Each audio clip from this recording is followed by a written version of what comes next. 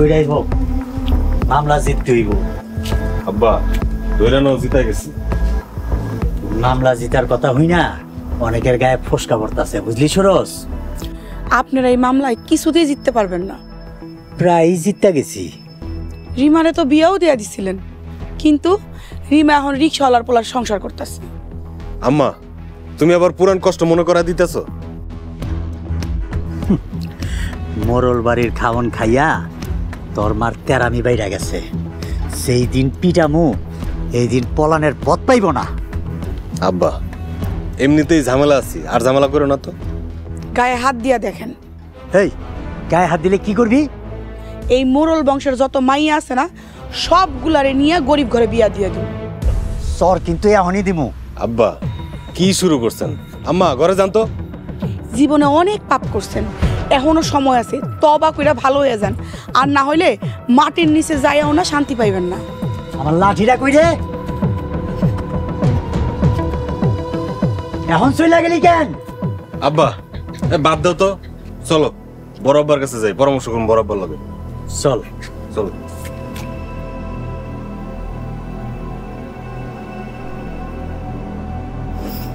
আব্বা মামলাটা আমরা জিততে গেছিলাম, অল্প একটু লেগে ঘুরে গেছি।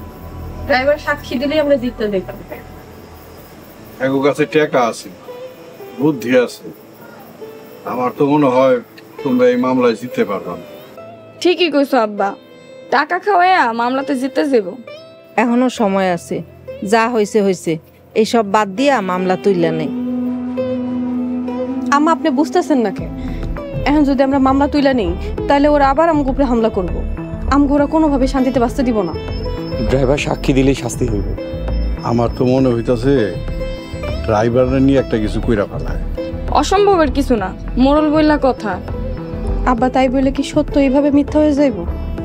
মিথ্যার দুনিয়াতে সত্য বড় অসহায় গো মা। যেমনে কইরাই হোক এই মামলা আমারে জিততেই হইব।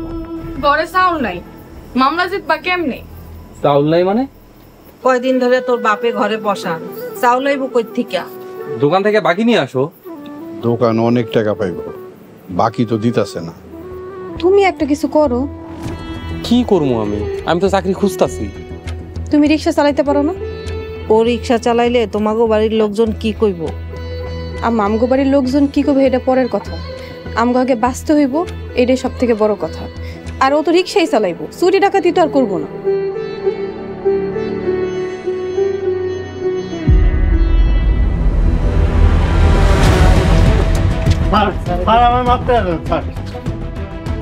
স্যার আমার মাফ করে দেন। চুপ, কোনো কথা না। তোর যা বলার আদালতে গিয়ে বলবি। চল থানায় চল। স্যার গাড়িটা গ্যারেজে রেখেছি। কোনো গ্যারেজ ট্যারেজ না। কনস্টেবল, জি স্যার।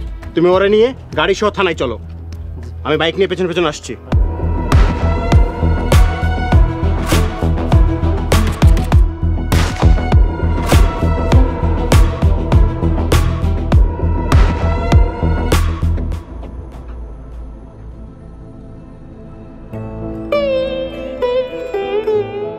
আব্বাই রিক্সা চালায়, কত স্বপ্ন নিয়ে লেখাপড়া করছিলাম, ভাবছিলাম চাকরি করব, কিন্তু আজকে অভাবের কারণে রিক্সা চালাইতে হইব। হায় রে কপাল। যাই হোক, অভাব গেলে আবার চাকরি চেষ্টা করব।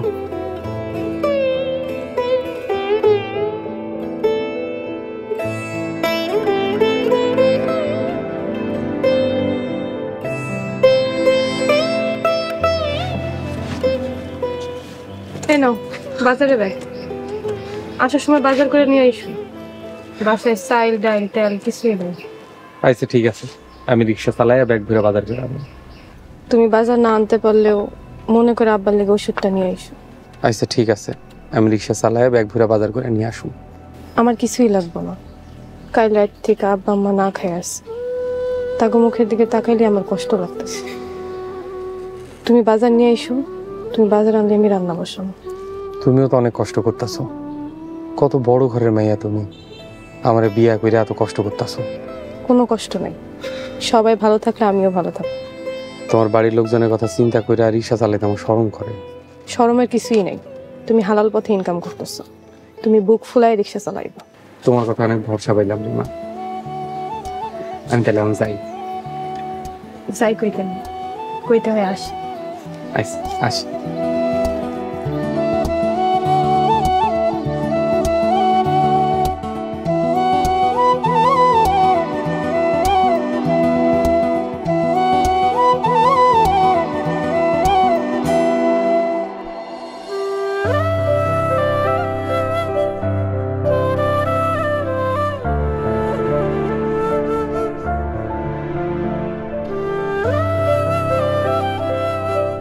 আম্মা, আব্বার জামা কাপড়গুলো কিন্তু মেলা সুন্দর হয়েছে, দেখেন আব্বা অনেক খুশি হইব।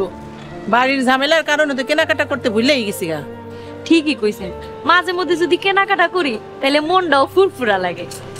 কেনাকাটার দেখছো কি, কেনাকাটা করতে আমার শ্বশুর 2 ব্যাগ ভইরা টাকা লয়ে মার্কেটে।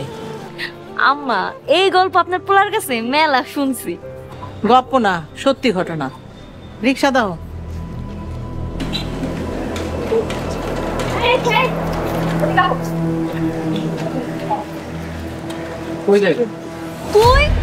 তুই শেষ পর্যন্ত রিক্সা চালাইতাছস?